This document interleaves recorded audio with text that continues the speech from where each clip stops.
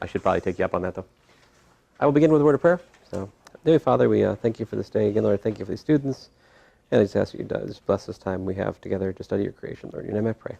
Amen. All right. So a few daily quiz problems here to talk about. And so I try to keep doing this. It, honestly, as an instructor, it's a drag for me. But it really helps you guys. So, I mean, I'm happiest when it's like yesterday. But, you know, I have to admit, this helps you. And since we have time, right, let's do it. So find the parametrization of the tangent line to this function. And so well, what is this? This is a level curve, right? I'm looking at xy squared equals to 2. This is one of those level curves we talked about yesterday. At 2, 1, you can see that that's actually there, right? 2 times 1 squared is 2. So this is, I haven't lied to you. This point actually is on that level curve. Watch out for that every so often. I'll put some point that's not actually on the graph or something and ask you to do stuff with it. And, you know, if you notice that, say your card's right, you can just be like, I can't do this because it's not such and so forth. I kind of have to respect that and not take off points. Now, it would be nice if when you found it, you told me. But on the other hand, I'm logically bound to give you full credit for it. So there's another game you could play by not showing it to me. Kind of depends. It's a question you have to ask yourself. Is it worth it? I don't know. It is a philosophical question. Much like my friend Jeff was once asked to write a end of term paper, like big paper at the end of his philosophy course on what courage is. He handed a blank sheet of paper, 2 words on it. This is. Guess what grade? You know what grade he got? 100%. But it could just as well have been 0. That's right. So is that courage or stupidity? I don't know. Both? Jeff lives a storied life. I could say more about him. Let's see here. So we got the gradient is y squared 2yx. I agree. If we plug in the point 2, 1, we get 1, 4. Yup. So the normal line is 2, 1 plus t times 1, 4. Very good. Of course, I didn't ask for that. I asked for the tangent line. It was a trap. But you saw my trap. Good. So to get that, you know, exploiting, again, the geometry we went through last time, right? Tangent line like that, normal line like this, right? Again, my picture is not quite to scale, or the correct orientation, right? So this one's going, I don't know what this, I mean, if you were to, this means that my coordinate axes are something like this, right? Sorry. I thought it was funny. Problem 2. This one was not fair. We have not talked about this, so that's why I helped him. So I'm give you a vector, constant vector 1, 3. You could say it's a vector field. The constant vector 1, 3 everywhere, right? What's that vector field look like in the plane? Goes over 1, up 3, right? So it's like this.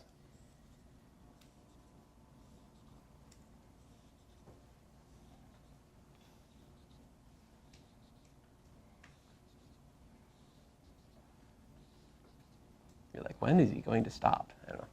It's very relaxing, really, to draw constant vector fields. But, yeah, that's the vector field F. And the thing is, we can rewrite it in terms of the polar basis. All right? So you can expand the vector field in terms of r hat and theta hat. Any vector, except at the origin, really, I can build from r hat and theta hat. And how do I do it? Well, my point is, you can pick off the r component by taking the dot product of the vector field with r hat. See, because r hat and theta hat are perpendicular, so when we take the dot product of this with r hat, we get f sub r. And likewise, if we take it with theta hat, we get f sub theta. So the way to calculate the components to the vector with respect to the r hat theta hat frame is just to take dot products, and that's what he did. And so we get that the r component's that, and the theta component is that. To put the thought together, we have the following. We have f is equal to cosine theta plus 3 sine theta. And I didn't really, I mean, he's completed the problem here, and that's good. But I just wanted to point out why this is true. It's kind of it's a miracle, depending where you're from. Anyway, plus 3 cosine theta minus sine theta. And then what's my theta hat? My theta hat is minus sine theta cosine theta. What happens when you multiply this junk out? See what we get? We get ourselves a cosine squared theta plus sine squared theta.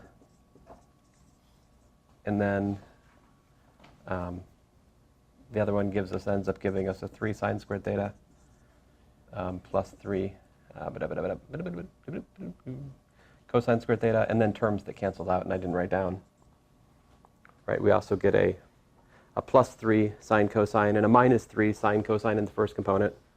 And we also get a plus sine cosine and a minus sine cosine in the last component, which cancel. And it just leaves us this, which of course is 1, 3.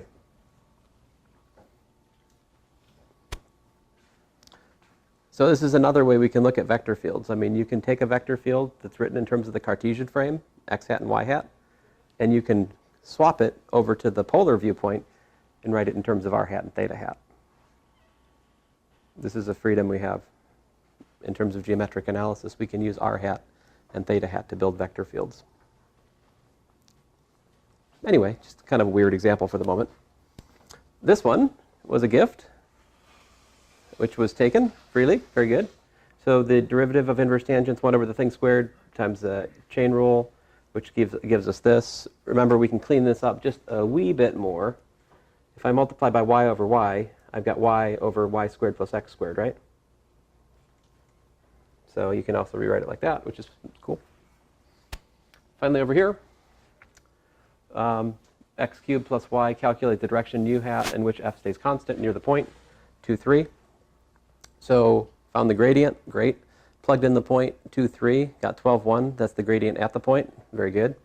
We're looking for u hat such that the dot product of f with that is 0, excellent. But of course, we really want this equation because we're at that point, 12, 1 dot. And this is nice because we get that 0, so that means we can just write b in terms of a. In contrast to the problem I worked last time to find the directions which were like rate 10, it's so much worse because we didn't have 0. We didn't get b was proportional to a. We got b as like a linear combination of a and 1 or something. It made the algebra so much uglier. This problem's nicer. And so he has found his way to 145, and I made him stop. So he was probably going to get this if I just let him keep going. 145a squared equals to 1, which gives us that a is equal to plus or minus what? 1 over the square root of 145. And what's b? Minus 12a, right? So plus or minus 12 over the square root of 145.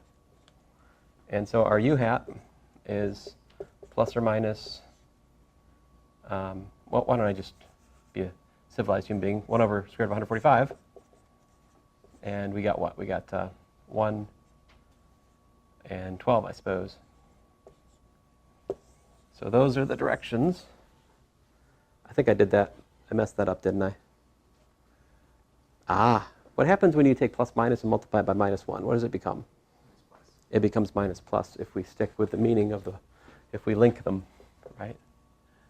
Notice that it was b was not just 12a, b was minus, I neglected that minus in my initial calculation. Minus plus minus gives me minus plus, which is why I should have a minus here. And I checked my answer. I'm like, wait a minute, that doesn't dot product. I go back here, I don't get dot product 0. Now if I look at that, this dot that, indeed, yeah.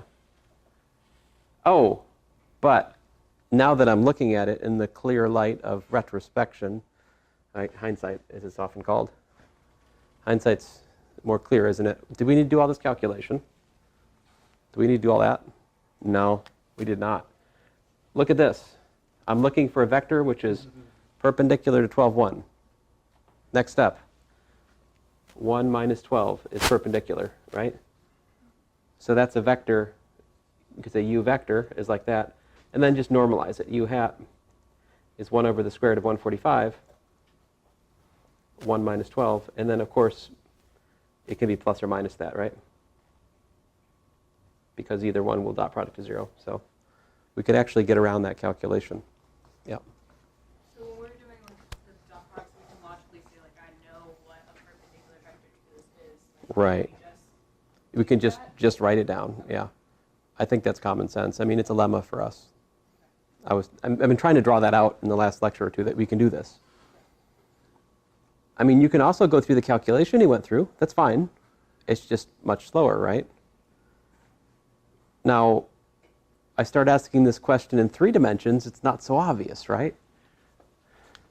If I say something like, we're looking for ABC dotted with 1, 2, 3 to be 0, you know?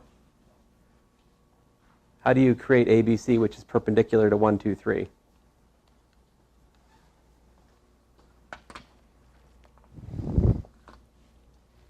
What techniques would you use? How would you find vectors which are perpendicular to 1, 2, 3 like that?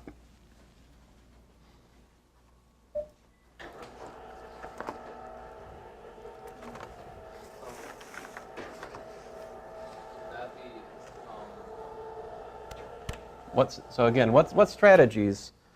What strategies can we? Let's brainstorm here for a little bit. What strategies?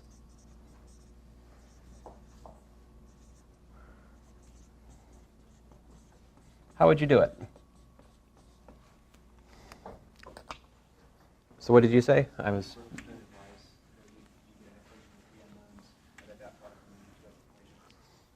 Just straight algebra. You say that says that a plus 2b plus 3c equals to 0, and I'm just gonna. It's not. That's kind of a linear algebra style way of solving it. Not bad.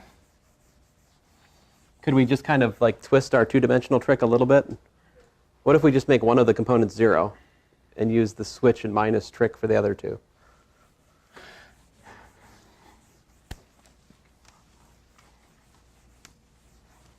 Right? I mean, that's one other quick way we could get a perpendicular vector, right? Like, I would say, oh, okay, well, I'll do 0 and then flippy-floppy, 3 minus 2, that'll work, right? Or I could make the last thing 0 and use the first 2, right?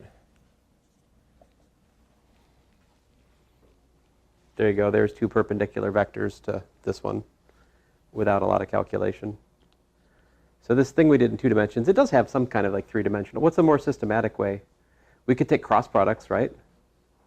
If we took the cross product, take 1, 2, 3, cross, x hat, or y hat, or z hat.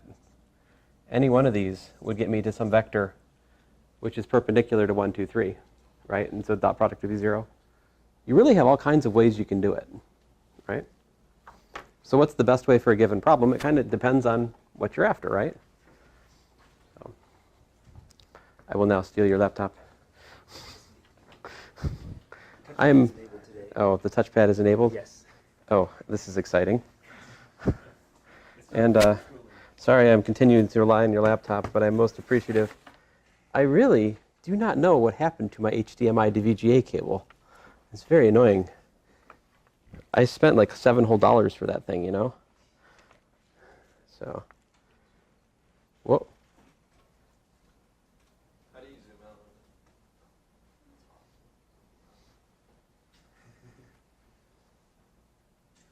out? Like so, I hope. Oh, you're asking about the camera. I thought you were asking about my. I was like, why are you asking me about how I operate the computer? Idiot. I'm an idiot. Ah. You got it. Yeah, Morris.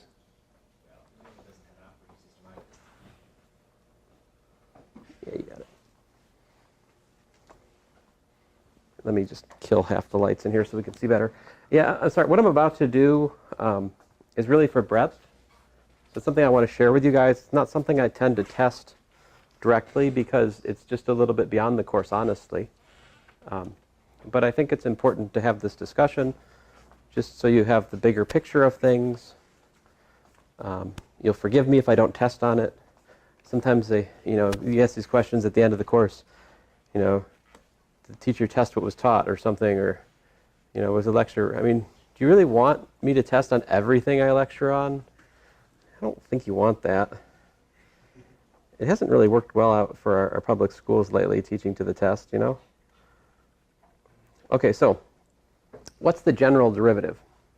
Really the question I'm asking here is, what is the derivative? And so the answer to that, in Calculus 1, what is the derivative? Well, it's, we say, well, it approximates the rate of change of the function, really, right? But what is it really? It's a way to replace this possibly curvy function, right, with what's called the linearization of the function. So we're replacing a curved linear thing with a linear thing. And that's that's not directly the derivative, right? But the derivative, we can build the linearization from the derivative. The tangent line, right? So this is kind of the next step up. Really, the derivative is the best linear approximation to the change in the function near the point. In the same sense, this L right here is the best linear approximation to the change in a function, not from the reals to the reals, but say from Rn to Rm. So this would include in it as subcases like real valued functions of a real variable, the space curves we studied already this semester, the things we're starting to study like functions from R2 to R3, all of the different cases that we'll come to in calculus, even coordinate transformations we'll study later. We've already seen them. Like a function from R2 to R2, that's polar coordinate change. Maybe you didn't think about it that way, but it's actually two functions of two variables at once, the r and the theta of x and y. So these are all different flavor options that we study, and we can think about the derivative for any of them. And they're all encompassingly covered by this one central definition of differentiable, which simply says that what the derivative is the best linear approximation to the change in the function at the point. And to make that precise, we insist that this limit be 0. This is called the Frechet quotient. The linear function I'm talking about is, called the power saver.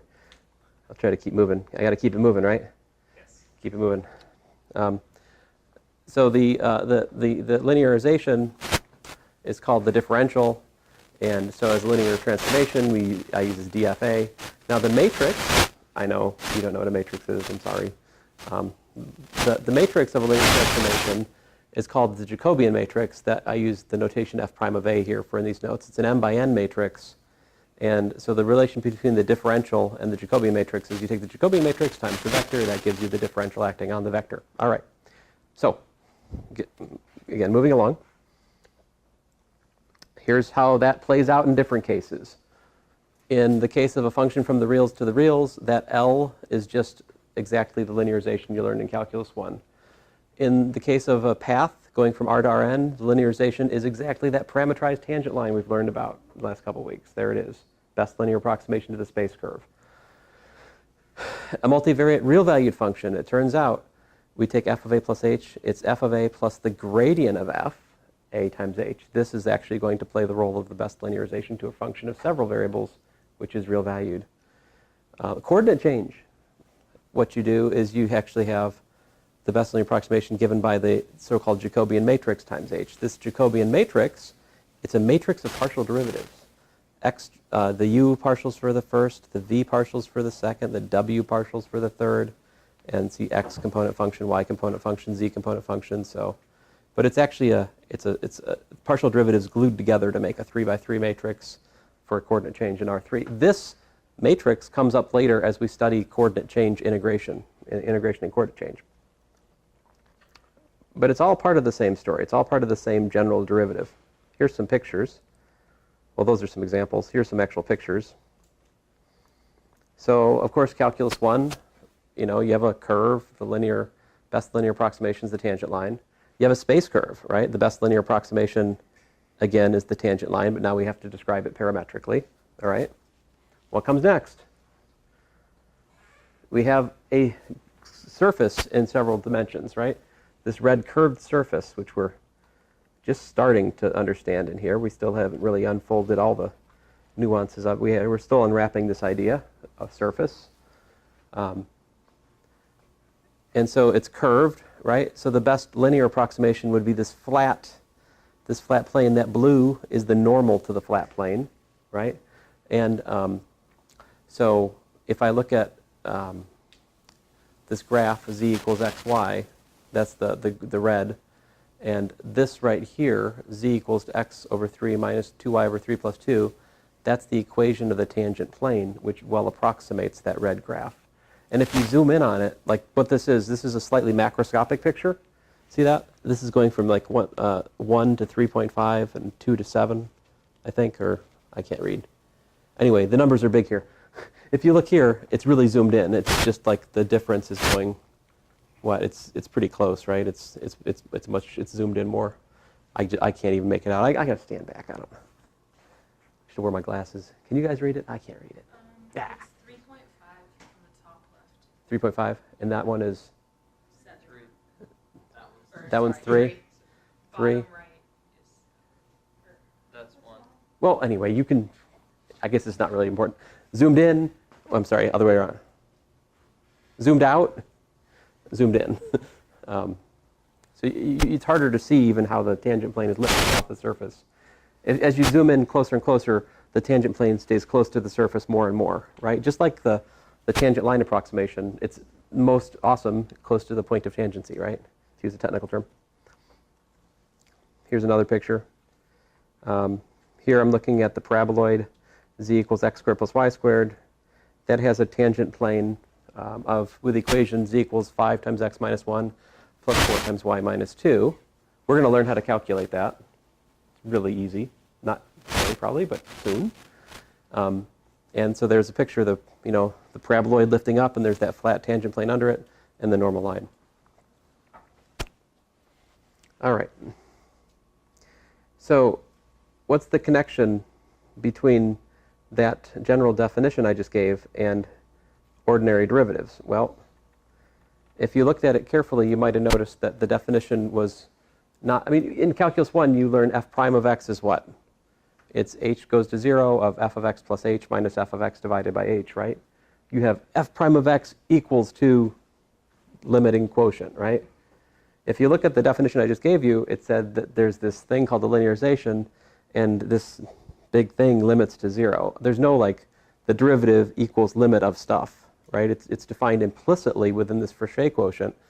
And so the question is, how does that connect with the Calculus 1 idea? And that's what this example does, is it just connects this Frechet quotient, right? You work through it, you rip this limit apart into pieces, and eventually you come to the conclusion that dx, the differential there, dfx of h, must exactly be the thing for which,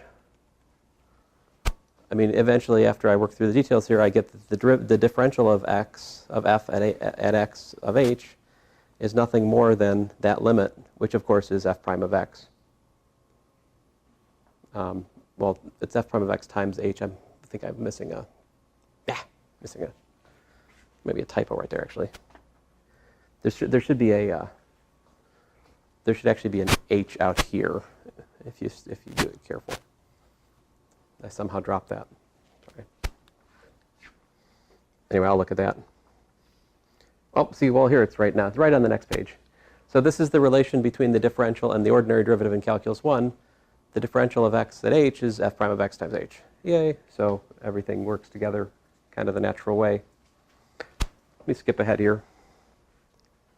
So this is just an explicit example of this general derivative idea and the matrix. I'll point this out to you. If you look at this function, xy, x squared, x plus 3y, I work out that the matrix of the linearization is this eventually. You can understand how this connects to that in terms of partial differentiation pretty easy. So what's the partial derivative of xy with respect to x? It's y. What's the partial derivative of x squared with respect to x? It's 2x. What's the partial derivative of x plus 3y with respect to x? It's 1. Partial derivative of xy with respect to y, x. Partial derivative of x squared with respect to y, 0. Partial derivative of x plus 3y with respect to y, 3. Is the first column is actually partial f partial x, and the second column is partial f partial y, where I'm suggesting we can take partial derivatives if I have, a function, if I have f equal to f1, f2, f3, what we should mean by partial f, partial x is just this.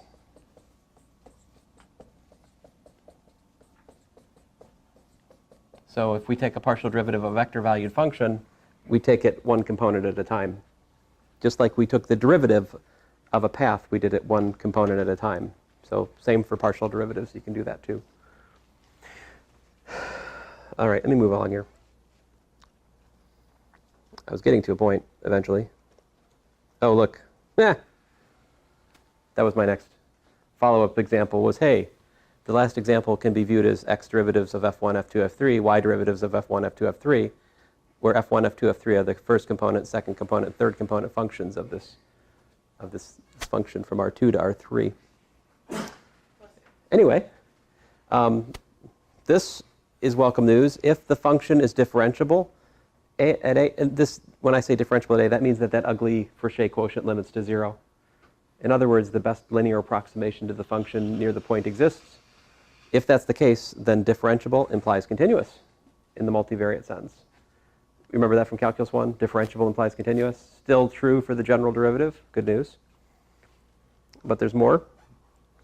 If the function is differentiable at a point, then the directional derivative will exist. And the directional derivative is connected to the differential in the sort of most stupid natural way. In particular, the directional derivative in the v direction of f at the point A is nothing more than the differential at A acting on v. So if I know the differential exists, then the directional derivatives also exist, and they're connected in a very natural way. However, this example illustrates a wrinkle in the plan, in the sense that if you have a function of two variables, like this, x squared y, x to the fourth plus y squared for non-zero points, bless you, and 0 goes to 0, well, I've seen in a previous example that's not continuous, but you can calculate the directional derivative of this in the AB direction, right? How do we do that? We take the function, we take the function, we feed it the line, the direction AB through 0, 0, namely ATBT. Sounds like it could be an upcoming Star Wars droid or something, right? Okay, I think, yeah, the ATBT, who's my favorite character in the new Star Wars movie. So cute, but violent. Let's see here. How many of you really, really wanted Chewbacca to eat one of those birds? Was he eating? Did he eat the bird? He didn't eat the bird? He cooked it. He threw it away because it wasn't alive. But he did cook it and eat it, right? That's what I thought. Oh, he didn't eat it. Yeah. He threw it away because it started to die. Oh. But he should have eaten it. Let's see here. Oh, yeah. So, oh, yeah, spoiler alert. Sorry. I guess. My friend Crazy Paul says that now that's an old movie. So, I mean, it's like, really? 2 months ago. But anyway, so when we feed the ATBT path, which I just like to say, ATBT, into that, we get this. And then after some differentiation, we get that. That happens. Stuff cancels, and it leaves you with a squared over b. Ah! I see I spent too long talking about porgs or whatever. Anyway, the point is that this exists, right? For any AB. True or false? Math majors. Why should it just be math majors who answer? Engineers should be able to answer this question too, right? If you build a machine, and it's based on using the parameters A and B, and somewhere in your specs you have the formula A squared over B, what should you tell your boss about, using this machine? What? Yeah, you better assume B is not 0. What's that? We assume. Oh. Okay. Well, good. Oh, wait a minute. So if B is equal to 0, then we know A is not equal to 0, which means that this is just strictly 0. So it follows the derivative at A0 is 0. So the point is the directional derivative then exists in all directions, right? But something very funny happens when B is 0, right? So to the left and or below and above B equal to 0, what do you have? You got B positive, you got B negative, right? Really, really tiny positive, really, really tiny negative. If we assume we're where a is, well, a squared is positive, right? If a is non-zero. So what does that mean? The directional derivative is going from plus infinity on the one side, 0 in the middle, to minus infinity on the other as you cross through the b equals 0. You know, as you're near 1, 0. So the directional derivatives all exist, but they're far from continuous in their behavior, right? You got to jump from infinity to minus infinity to 0, then to minus infinity. This is far from continuous over a small change in the values for b. So that function, and so I'm just studying directional derivatives, right? So if somehow all the directional derivatives existing implied the differentiability, we'd be in trouble, because differentiability then implies continuity. But I already told you that that function is not continuous at the origin, right? So we have this situation. All the directional derivatives can exist, and yet that does not imply that the function is differentiable. What does differentiable mean? Differentiable means that the function it can be approximated by a linear thing which well approximates the change in the function near the point. There's a best linear approximation to the change in the function of the point. This function we just looked at is not differentiable at the origin because it's not continuous. And that's a necessary consequence of being differentiable. But there's a fortunate way out, namely continuous differentiability. If you have a function from Rn to Rm, it's continuously differentiable if all the partial derivatives mappings exist and they're continuous near A. So partial derivatives we can calculate, right? This we can do all day long. There's no limits there for the most part, right? We don't see limits. We just calculate and mind our business, calculate our partial derivatives, look at the formula. If the formula makes sense near the point, and that's the case for all of the components in the Jacobian matrix, if they're all continuous near the point, then the map's differentiable. In fact, continuously differentiable, as it's called. And that's nice, because that means we don't actually have to look at that ugly limit, which is really not a topic for this course. So in short, continuous differentiability implies differentiability. I proved this in advanced calculus if you take it. Here is the standard example of a function which has a derivative which exists at 0 and yet is not continuously differentiable. So here, the red line is the function.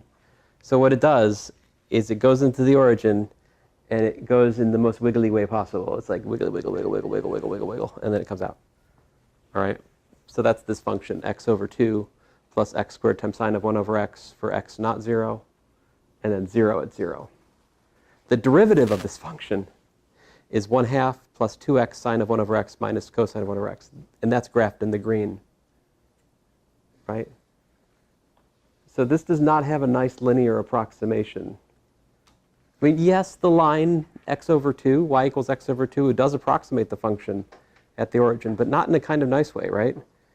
Like, wouldn't this be a reasonable thing to be able to say about a function? If you have an approximation for the function and it has slope 1/2 near the point of tangency, right?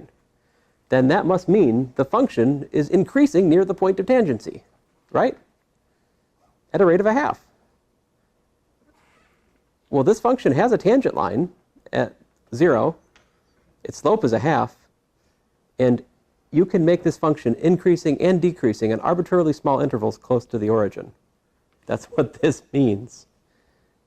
This is the danger of not having continuous differentiability. Lack of continuity in the derivative allows for really, really horrible things to happen. All right? Again, not testing on this. This confused the professional math community in the 19th century. It took us a long time to get our mind wrapped around this. So let me go on.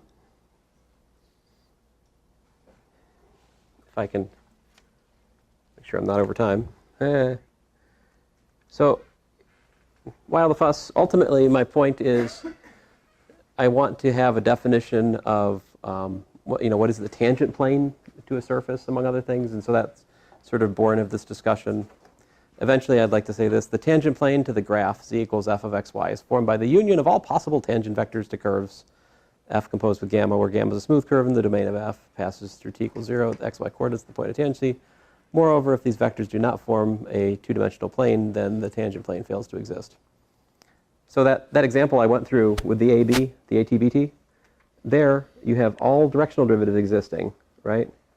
But if you were to look at non-linear paths fed into that function, you wouldn't get things filling out a tangent plane. You get tangent vectors to different things that would point not just in a plane, but in some sort of three-dimensional thing, which means that there really isn't a tangent plane to that one. If the function's differentiable, there will be a tangent plane. Here's the general concept. If you look at, if you can use the linearization to build the tangent plane. Let me not stop. I'm going to stop with this general stuff. We're going to do specific things in here, so let me just go on.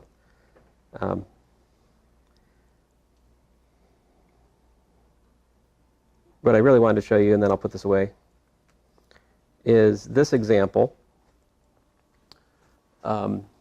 This is another bad actor. This function, when you differentiate with respect to x at the origin, you get 0. Differentiate with respect to y at the origin, you get 0. If you calculate the xy versus the yx derivatives, you end up with getting -1 for xy, and you get 1 for yx. So this is a function such that the partial derivative with respect to x or y being done in different orders changes the result. All right? This is the only example in my notes of this, and it's the only example I'm aware of. I'm sure there are other ones. But this violates the conditions for what's known as Chloros Theorem, because here the partial derivatives with respect to x and y, how to say this?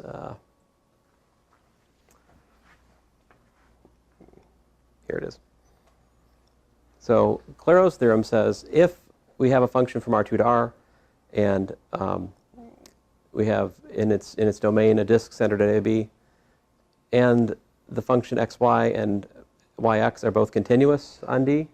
So in other words, if the mixed partial derivatives are continuous, then it is the case that they must match. So the example that just precedes this has discontinuous mixed partial derivatives, and that's why we don't get Chloros Theorem. But for almost everything we'll look at in here, we will have continuity of the mixed partials, so we'll always be able to partial differentiate in whichever order and get the same answer. All right?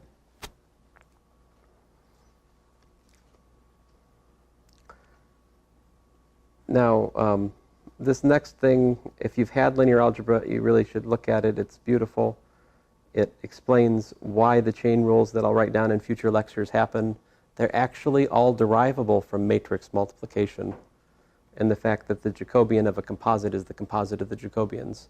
Well, excuse me, the differential of the composite of two functions is the composite of the differentials, and it follows that the Jacobian matrix is naturally the product of the factors which are composed. But let me shut up. I did this. Part of the reason I'm going over this is just to emphasize to you that 4.4 is really for breadth, okay? So section 4.4 you might read through. If you're a math major, it's good for you to read through carefully. But I don't really test on it in here, all right?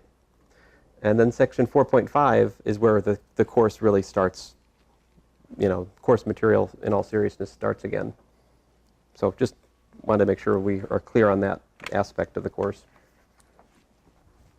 All right, so the next thing up in terms of computation is, what's that? Oh, quiz points.